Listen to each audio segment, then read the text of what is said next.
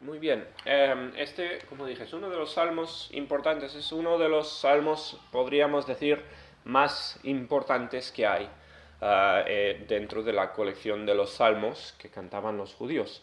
Este es uno de los salmos más citados en el Nuevo Testamento.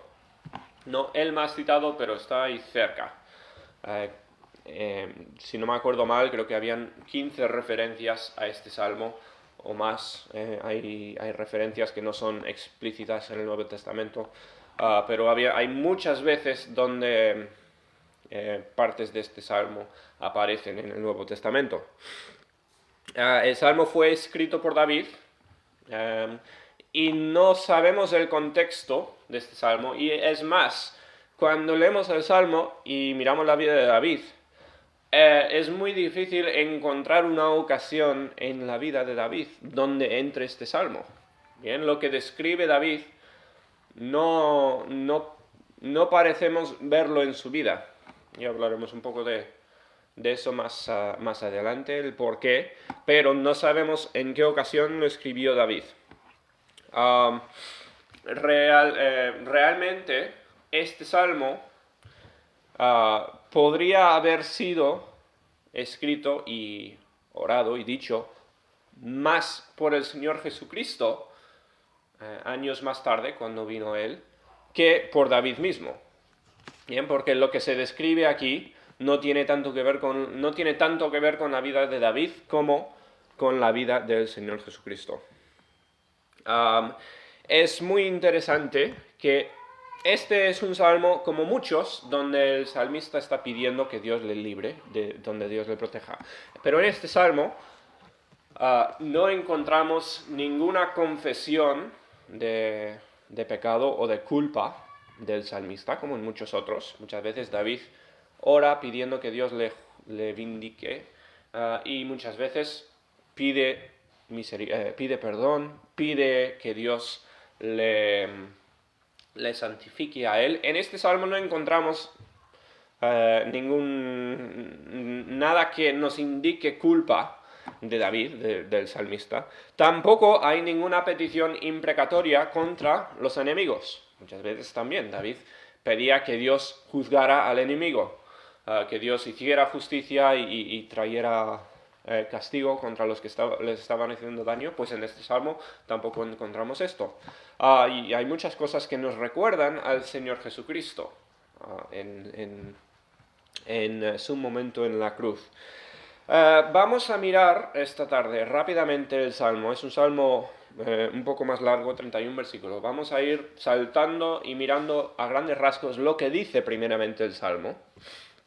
O sea, en las palabras de David, ¿qué estaba diciendo David al escribir el salmo?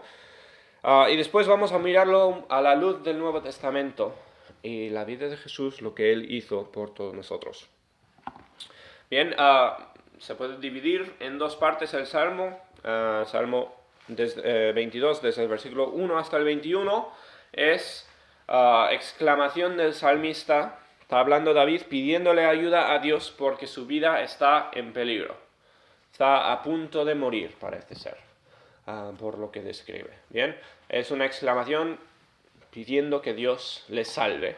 Y del versículo 22 al 31, que es el trozo que leímos un poco antes, todos juntos, del 22 al 31, pues David da gracias por la liberación de Dios.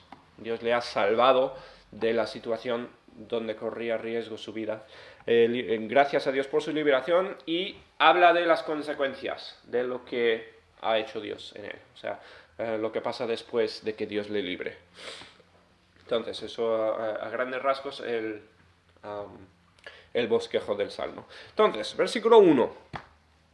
Dice, Salmo 22, versículo 1. Dios mío, ¿por qué me has desamparado? ¿Por qué estás tan lejos de mi salvación y de las palabras de mi clamor?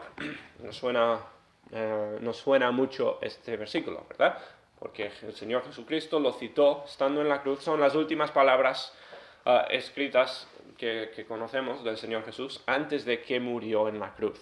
Dijo, Dios mío, dijo, Elí, Elí, ¿por qué me has desamparado?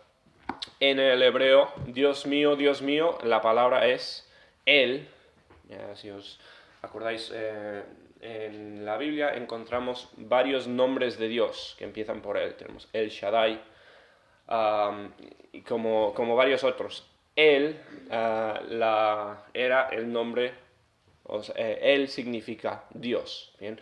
Es referencia directa a Dios. Y cuando empieza el salmista 2 veces diciendo Dios mío, realmente está diciendo él, diciendo el nombre de Dios 2 veces seguidas, igual que hacía Jesús muchas veces. Cuando llamaba a una persona, pues le llamaba por nombre 2 veces. Está diciendo entonces, Dios mío, ¿por qué me has desamparado? El salmista pide que Dios vuelva, porque le ha dejado. Está solo ante un peligro, ante enemigos, ante una situación crítica. Dice, ¿por qué estás tan lejos de mi salvación? Se ha alejado Dios de él. De los versículos 2 al 5, David básicamente dice, Dios, aunque estés lejos ahora, aunque no me estés atendiendo, yo sé que tú rescatas a tu pueblo. O sea, David está mirando hacia atrás y hablando de que Dios siempre rescata a sus hijos y Dios siempre está allí para su pueblo. Voy a leer del 2 al 5, dice, Dios mío, clamo de día y no respondes, y de noche y no hay para mí reposo, porque tú eres santo, tú que habitas entre las alabanzas de Israel. En ti esperaron nuestros padres, esperaron y tú los libraste.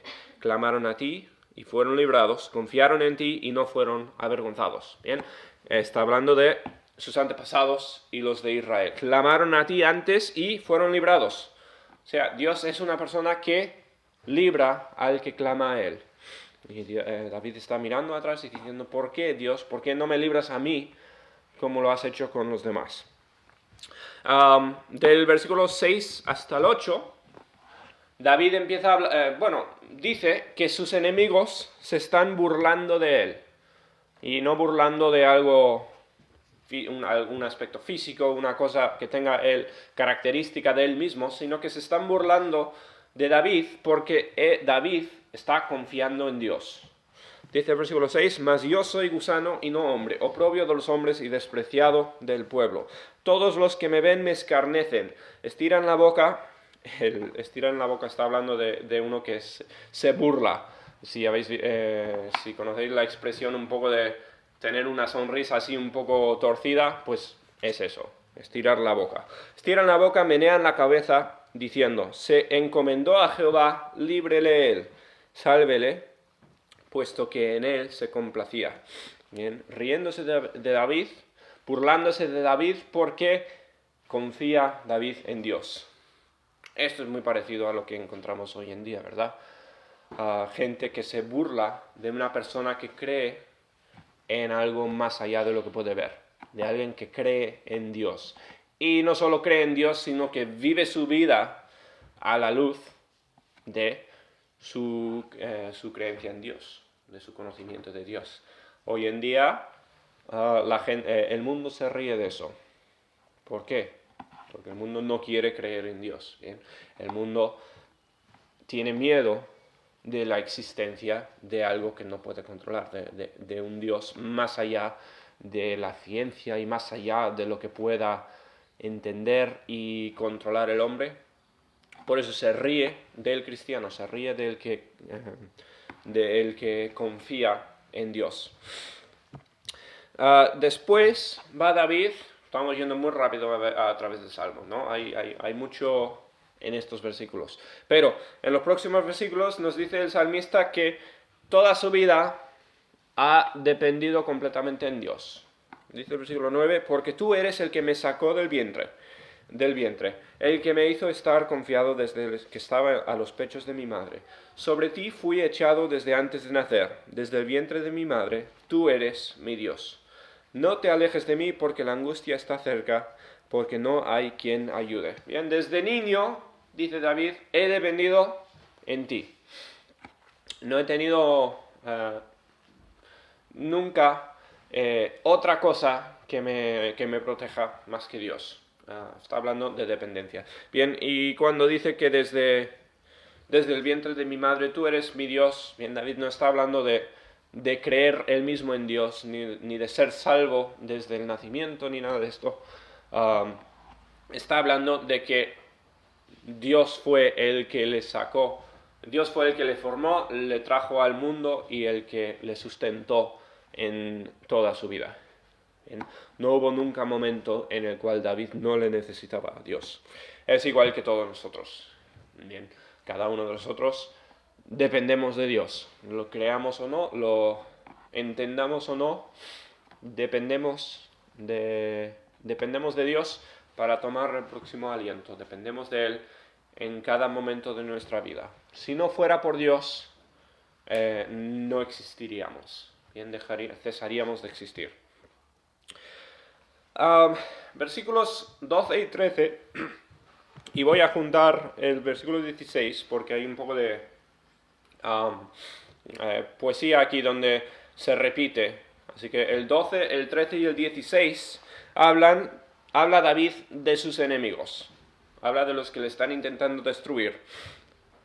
Dice que está completamente a merced de estos enemigos. Dice el 12, me han rodeado muchos toros, fuertes toros de Basán me han cercado, abriendo sobre mí su boca como león rapaz y rugiente. Y el versículo 16, porque perros me han rodeado, me han cercado cuadrilla de malignos, horadaron mis manos y mis pies.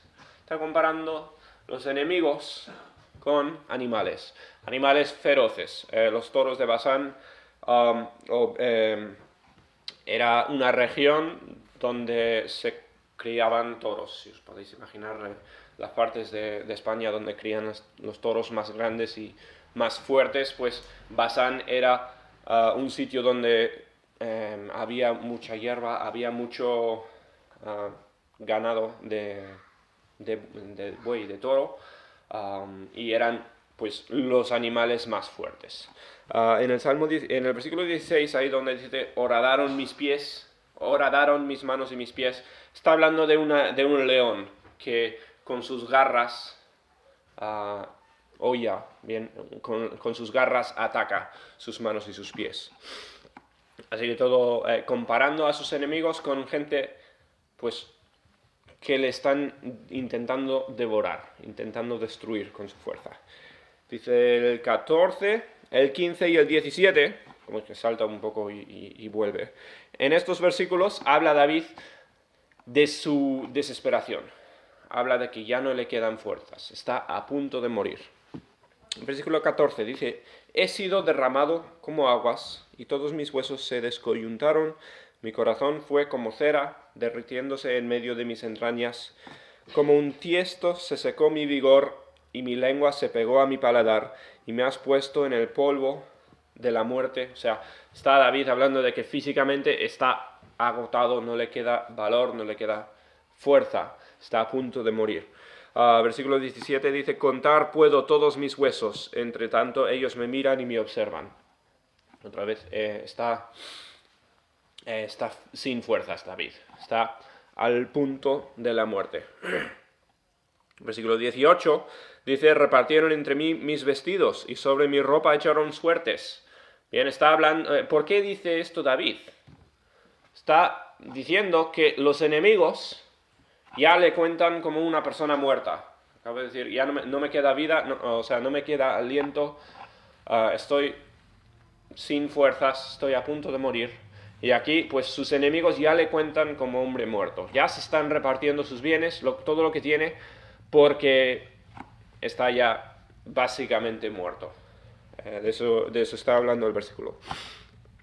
Y en el 19 hasta el 21, pues continúa hablando un poco de los enemigos, comparándolo con los animales. Bien, sigue un poco la idea de los versículos de antes.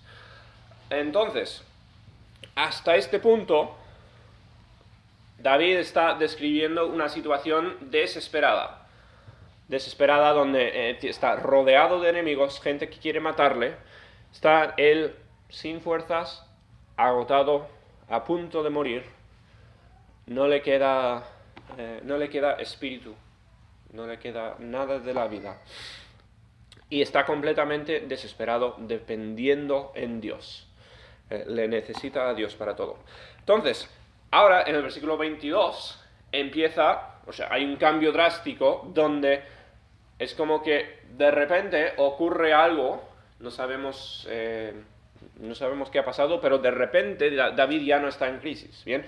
Dios ha intervenido y ya esto es adoración, le está dando gracias David a Dios por su salvación. Y el versículo 21, dependiendo de qué versión lees, es muy complicado traducir el versículo 21. Si lees en la Biblia de las Américas es un poco más claro. Y depende donde... se traduce de muchas formas este versículo 21, pero es un cambio. Y se puede traducir, en otras versiones se traduce, sálvame de la boca del león y de los cuernos de los búfalos. Y ahí esa palabra líbrame sale al final y se traduce como Dios me ha librado. Bien, esto puede ser un poco una transición, o sea, donde David termina su oración pidiendo que Dios le salve de sus enemigos, sálvame de la boca del león y los cuernos de los búfalos, pausa, oración nueva, Dios me ha salvado. Y entonces empezamos con el versículo 22. Eso parece coincidir un poco mejor con la estructura del Salmo. Pero, de todas formas, entre el 21 y el 22, pues hay un cambio drástico. Dice el 22, anunciaré tu nombre a mis hermanos, en medio de la congregación te alabaré. Ahora, David está hablando de no poder contener su alegría, no poder contener su adoración a Dios. Como hace unos minutos, hace unos versículos, estaba David sin aliento, estaba a punto de morir, estaba en el punto de la muerte, y ahora está alabándole a Dios, diciendo que no puede contener su adoración, su amor por Dios. Anunciaré tu nombre a mis hermanos, y en medio de la congregación, está hablando de toda Israel, en medio de los demás te alabaré.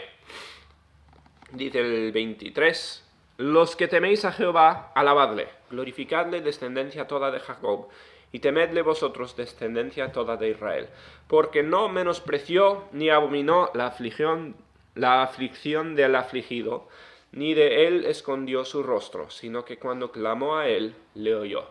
Bien, Dios le ha salvado a David, al salmista, y está anunciando al mundo la salvación de Dios. Versículo 25. De ti será mi alabanza en la gran congregación, mis votos pagaré delante de los que le temen. David se compromete a cumplir con todo lo que ha prometido antes. Todo lo que le ha prometido a Dios, dice, voy a pagar, voy a cumplir con lo que he dicho. Continuamos. El 26 dice, comerán los humildes y serán saciados. Alabarán a Jehová los que le buscan. Vivirá vuestro corazón para siempre. Se acordarán y se volverán a Jehová todos los confines de la tierra, y todas las familias de las naciones adorarán delante de ti, porque de Jehová es el reino, y él regirá las naciones. David está hablando de que todo el mundo, y esto es extraño, entre comillas, en un salmo. David en los salmos suele hablar más de Israel que de ninguna cosa. David era rey de Israel. El enfoque del Antiguo Testamento es en la nación de Israel. Pero aquí habla David de todas las naciones. Todo el mundo, dice, se acordarán y volverán a Jehová.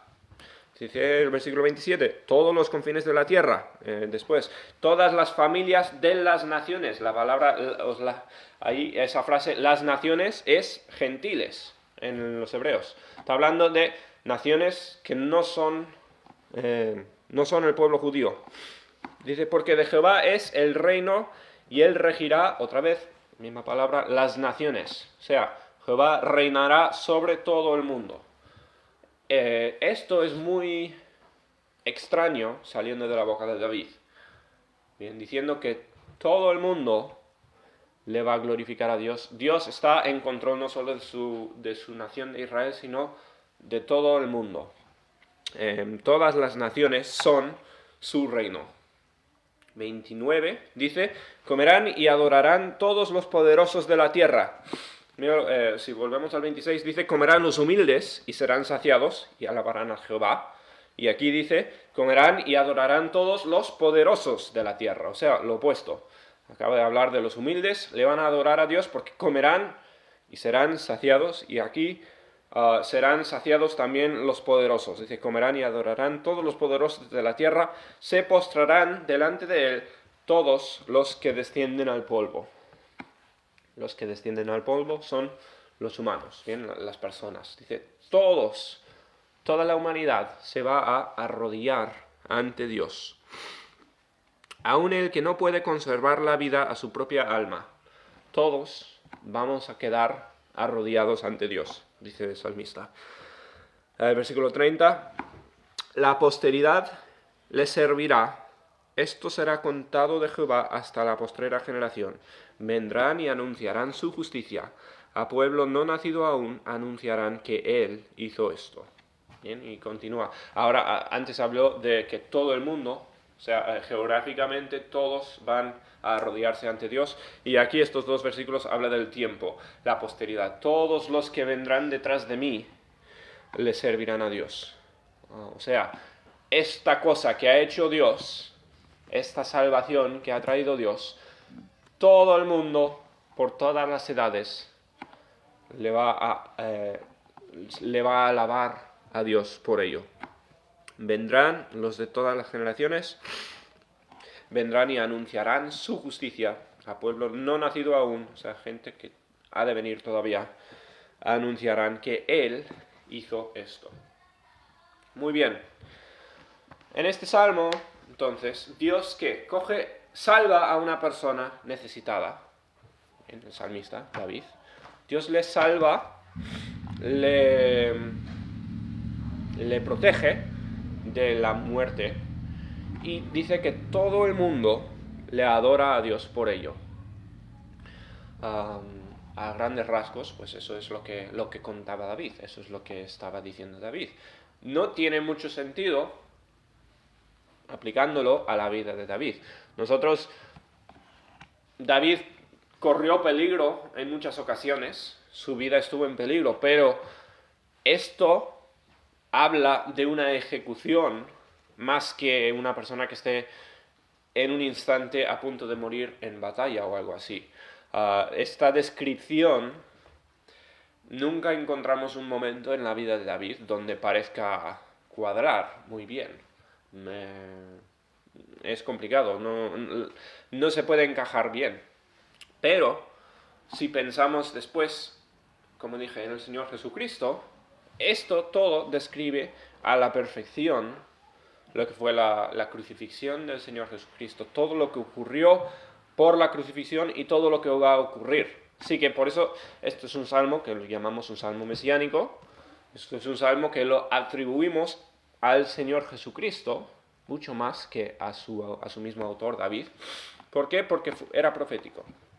Y David, al escribir este salmo, estaba escribiendo profecía, estaba describiendo el acto de sacrificio más grande que habría, la injusticia más grande que existiría, el Señor Jesús, una persona perfecta y justa, muriendo, siendo castigado por otras personas injustas. Y eso es lo que está describiendo David.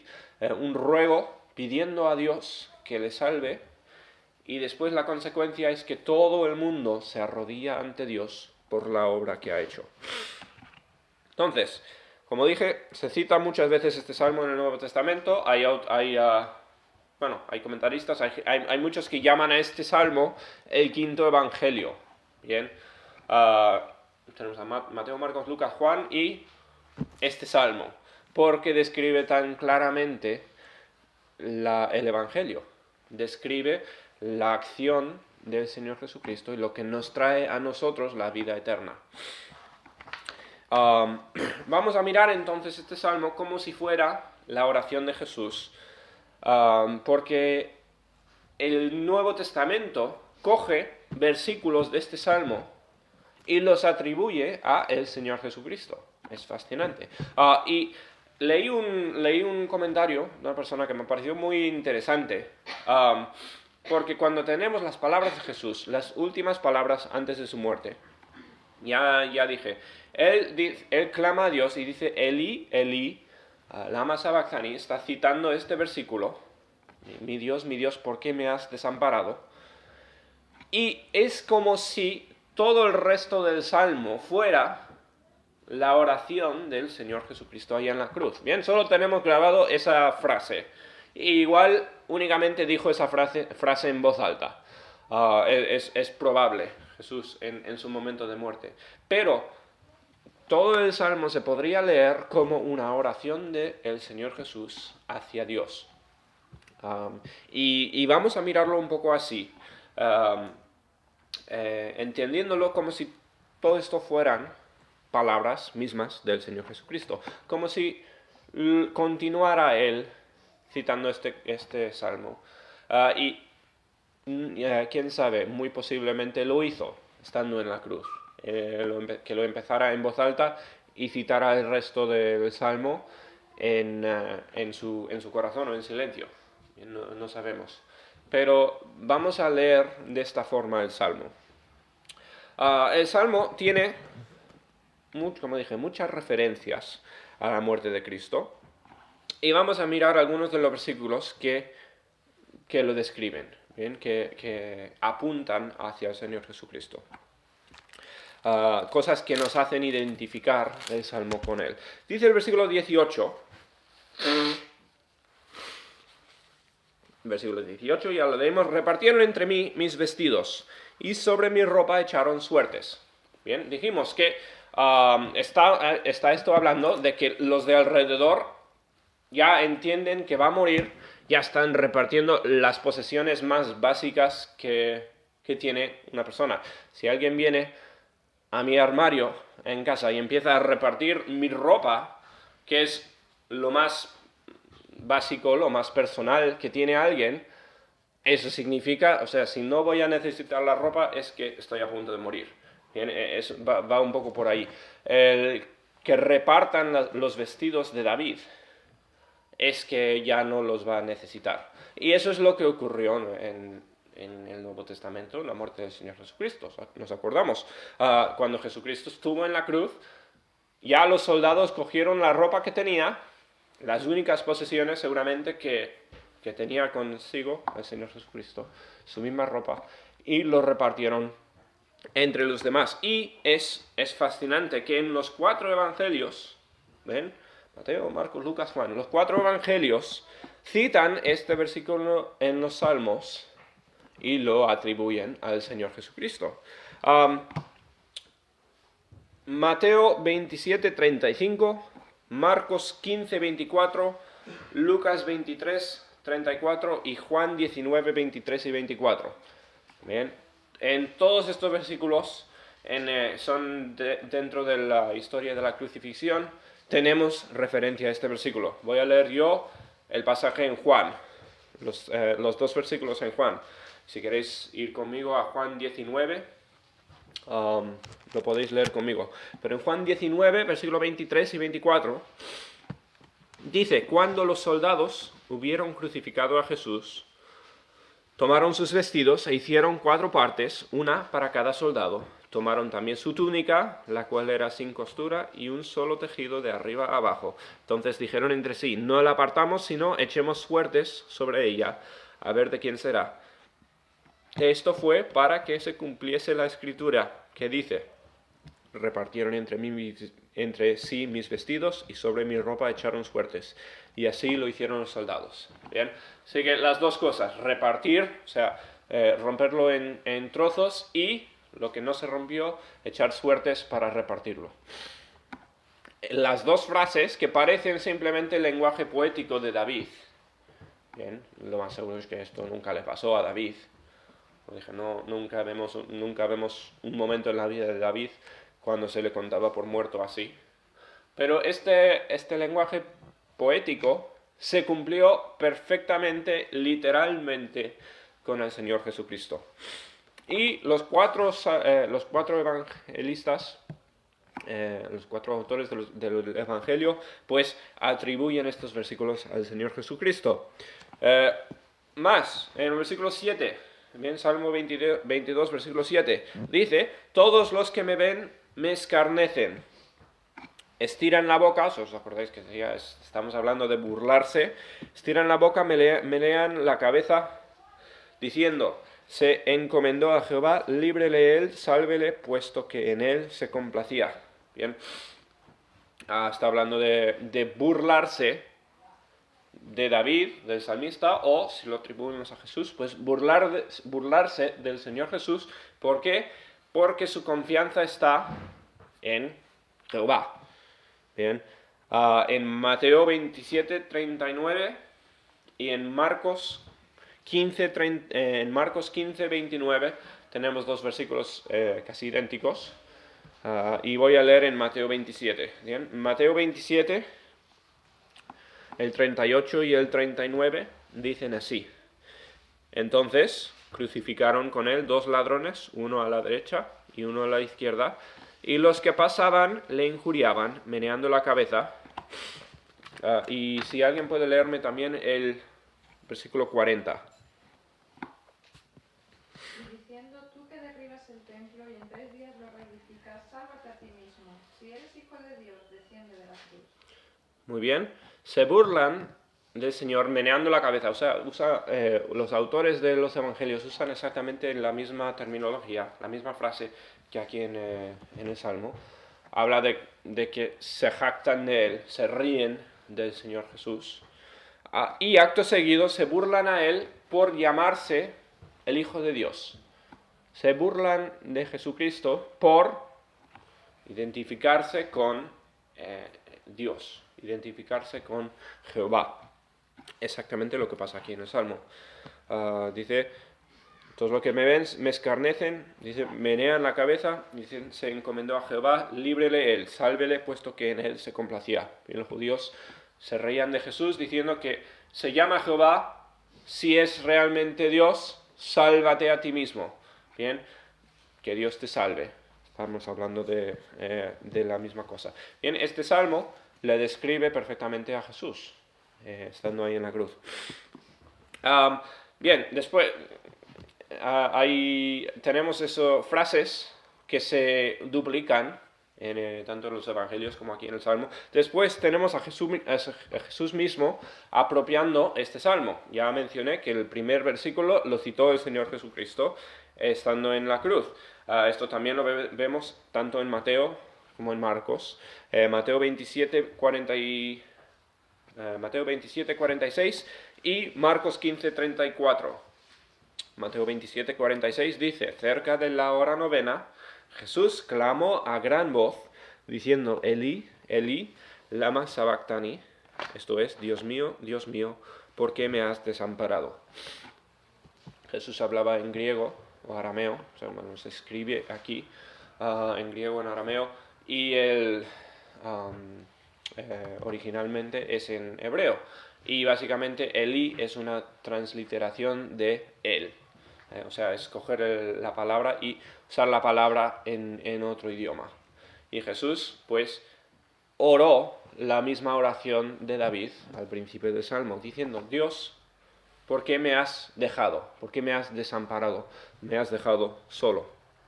Estas son sus últimas palabras escritas antes de morir. Entonces, la pregunta del millón, bien, a lo que quiero llegar en este mensaje es, ¿por qué ora este salmo el Señor Jesús? Este salmo es un salmo pidiéndole a Dios que le libre de la muerte, que le proteja de la muerte. Y el Señor Jesucristo pues clama a Dios pidiendo que vuelva, y os acordáis cuando en el Evangelio nos dice que Dios apartó su mirada del Señor Jesucristo. Dios literalmente le abandonó a su Hijo, y en respuesta a eso pues Jesús dice, ¿por qué me has abandonado? Es una respuesta a esto, pero si continuamos el Salmo, y si realmente este Salmo está hablando del Señor Jesucristo, Pues lo que estaba orando Jesús es que Dios le librará de la muerte. En el Salmo 22, el salmista David le está pidiendo a Dios que le salve la vida. Bien, ya hemos ido a través del Salmo, ya hemos mirado lo que significa el Salmo. Entonces, Jesús le está pidiendo a Dios que le libre de la muerte. Si lo estaba haciendo, o sea, sí, parece que Jesús estaba pidiendo exactamente eso, pero no de la forma que lo entendieron los de alrededor. ¿Os acordáis cuando Jesús dijo, Dios mío, ¿por qué me has desamparado? Se burlan de él, empiezan a hablar de que quiere a Elías y se ríen de lo que está diciendo el Señor Jesús. Y Jesús está pidiendo que Dios le salve de la muerte, pero no, y Dios le contesta, ¿bien? No le contesta bajándole de la cruz. Jesús mismo podía bajarse de la cruz, bien, Jesús tenía el poder de hacer todo esto, sino que Dios le libra de la muerte. ¿Cómo? 3 días después, el Señor Jesucristo resucita y destruye absolutamente la muerte. En Hebreos capítulo 5, si podéis venir ahí conmigo, por favor, Hebreos capítulo 5.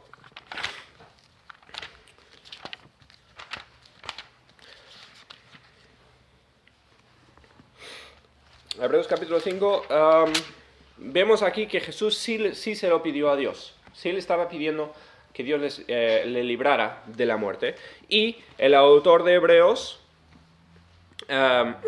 nos dice que Dios le contestó la oración. Dice el versículo, empezando en el 9, Hebreos 5, perdona. Creo que tengo mal el pasaje.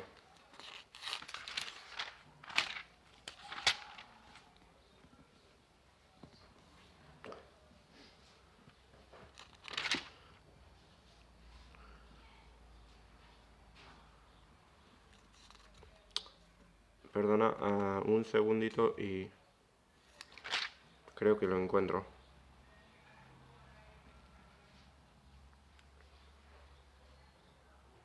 Sí, es el Hebreos capítulo 2, no el 5. Perdona. Dice Hebreos capítulo 2, versículo 9. Dice, pero vemos a aquel que fue hecho un poco menor que los ángeles, a Jesús, bien, coronado de gloria y de honra, a causa del padecimiento de la muerte, para que por la gracia de Dios gustase la muerte por todos. Entonces le vemos a Jesús gustando, tomando de la muerte para todos los demás. Y saltamos al versículo 12. Estas son las palabras de Jesús, entonces, diciendo, anunciaré a mis hermanos tu nombre, en medio de la congregación te alabaré. Bien, en el contexto, en Hebreos, el autor de Hebreos le está poniendo estas palabras en la boca del Señor Jesucristo. Bien, está diciendo el autor de Hebreos que Jesús murió, gustó de la muerte y después dice este versículo, anunciaré a mis hermanos tu nombre, en medio de la congregación te alabaré. Ahora, ¿os suena ese versículo? Es lo que encontramos en el versículo 22 del Salmo 22. El primer versículo que leímos antes. Salmo 22, 22 dice, anunciaré tu nombre a mis hermanos, en medio de la congregación te alabaré. Estas son las palabras de David cuando Dios ha obrado la salvación, cuando Dios le ha rescatado de la muerte. Y el autor de Hebreos usa estas palabras para hablar de Jesús, diciendo que Jesús va a anunciar la obra de Dios, va a anunciar lo que ha hecho Dios en medio de los hermanos y en medio de todos los que están alrededor. ¿Por qué? Porque Dios ha contestado la oración de todo lo que es el principio del Salmo. El autor de Hebreos está asociando este Salmo y la petición y la contestación con el Señor Jesucristo. El versículo, creo que sí es el capítulo 5.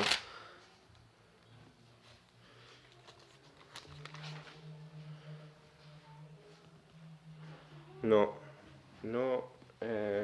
por alguna razón escribí mal los pasajes. Hebreos 2, otra vez en el capítulo 2. Hebreos 2, versículo 14 y versículo 15. Dice así, bien, continuamos hablando del Señor Jesús. Acaba de ser librado de la muerte. Dice el versículo 14, así que por cuanto los hijos participaron de carne y sangre, está hablando de los hijos, somos todos nosotros, dice, él también participó de lo mismo, para destruir por medio de la muerte al que tenía el imperio de la muerte, esto es, al diablo. Entonces, Jesucristo gusta de la muerte para destruir la muerte, para destruir el imperio del diablo. Dice el 15, y librar a todos los que por el temor de la muerte estaban durante toda la vida sujetos a servidumbre. El autor de Hebreos, ¿qué está haciendo? Está cogiendo el Salmo 22, igual que lo hicieron los que escribieron los evangelios, están cogiendo el Salmo 22 y apropiándolo al Señor Jesucristo, diciendo, este salmo es la historia de lo que hizo Jesús en la cruz.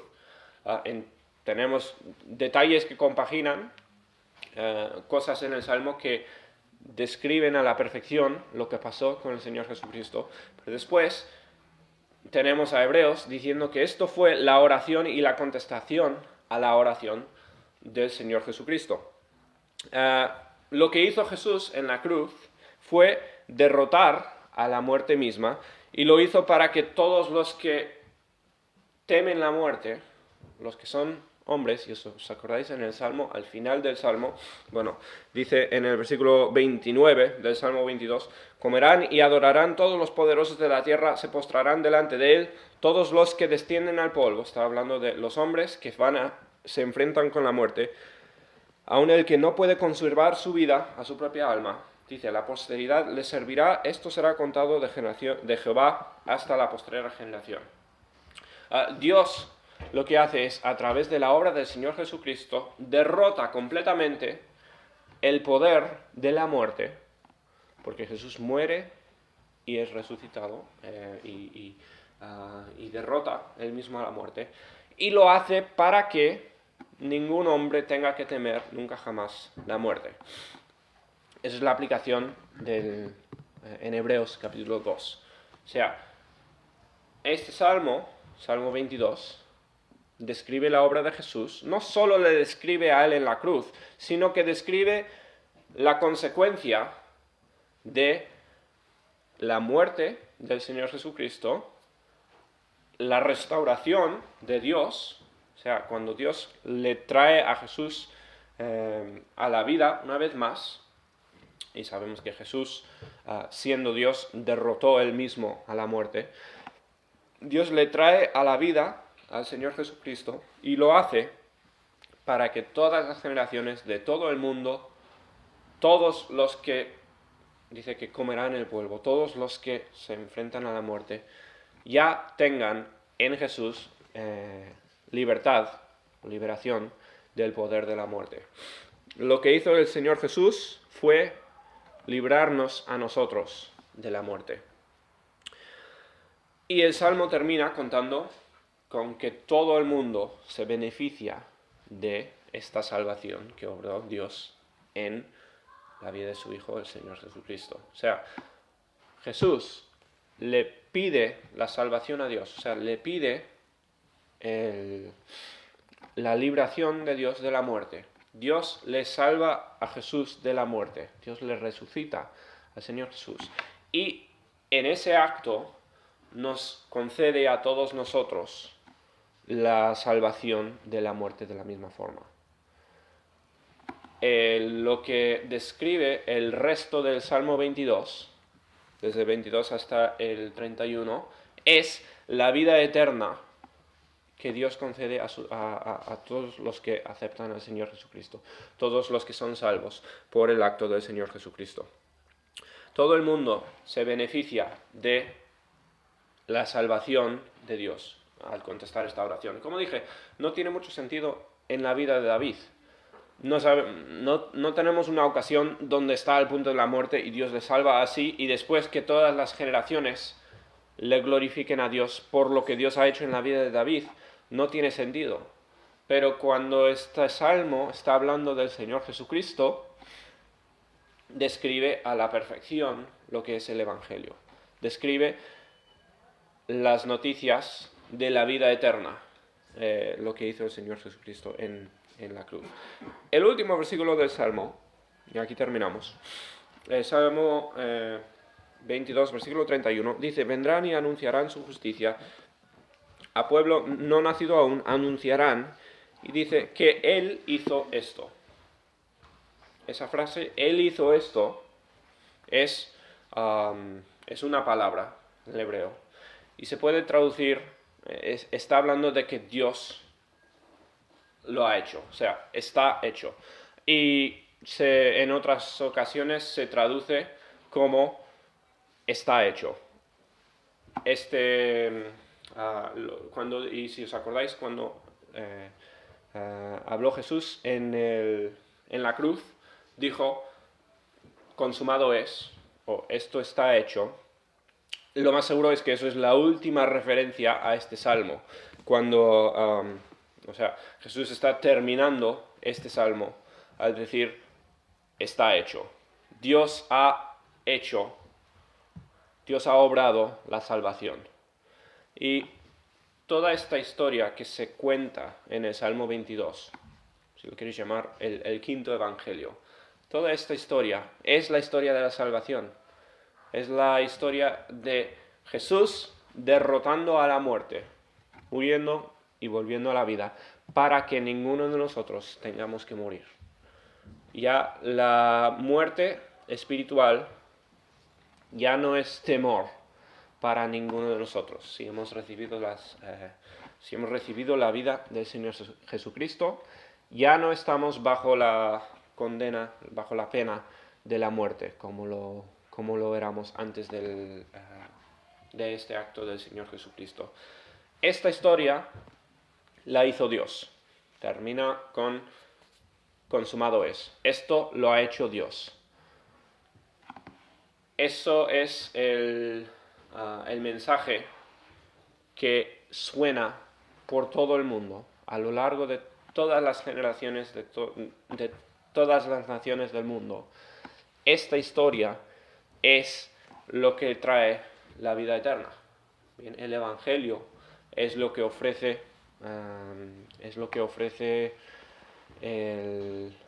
la respuesta al temor a la muerte. Esta historia, entonces, es, como dije, este es uno de los pasajes más importantes de la Biblia, simplemente porque está hablando del evento central de toda la Biblia y de toda la historia. El acto del Señor Jesucristo muriendo en la cruz, que no terminó la historia allí, sino que termina con la resurrección del Señor Jesucristo, donde Dios allí destruye la muerte y ofrece la vida eterna. Entonces, con la muerte del Señor Jesucristo, Dios hizo posible la salvación de todos nosotros. Espero entonces que cada uno aquí primero sea salvo, ¿bien? Y creo que sí, lo que entiendo es que cada uno aquí ha aceptado el perdón de Dios y ha recibido la vida eterna. Así que nosotros ya formamos parte de todas estas personas al final del Salmo que han gustado de la salvación que Dios le dio al salmista, si queremos llamar al salmista a Jesús. Pero espero que nosotros estamos cumpliendo con el final del Salmo. Bien, dice, tanto los humildes como los poderosos, en el siglo XXVI y el XXIX. No importa de dónde vienes, si has comido de lo que ha ofrecido Dios, está hablando de la salvación. Dice, comerán los humildes y serán saciados, y comerán y adorarán los poderosos de la tierra. Bien, todos los que han gustado de la salvación que ofrece Dios. Espero que seamos todos nosotros. Espero que estemos ahora compartiendo ese mensaje con el resto del mundo. Esto es la historia céntrica de toda la historia. Bien, esto es el evento más importante de la historia. Y espero que esto sea el enfoque de nuestras vidas. Cada uno de nosotros, el que haya sido salvo, debe estar evangelizando, debe estar compartiendo este mensaje, porque esto es lo único que nos ha dado la vida. Sin el Señor Jesucristo, sin su muerte en la cruz, nosotros no tendríamos esperanza. Es al final una aplicación sencilla, bien. Leemos la historia del Señor Jesucristo y si has sido salvo, lo que nos toca a nosotros es anunciar esta historia al resto del mundo. Espero que cada uno entonces esté haciendo eso, esté anunciando en todas las oportunidades que tenga, anunciando el Evangelio a las personas de alrededor, a las personas de alrededor, a las personas de alrededor, a las personas de alrededor, a las personas de alrededor, a las personas de alrededor.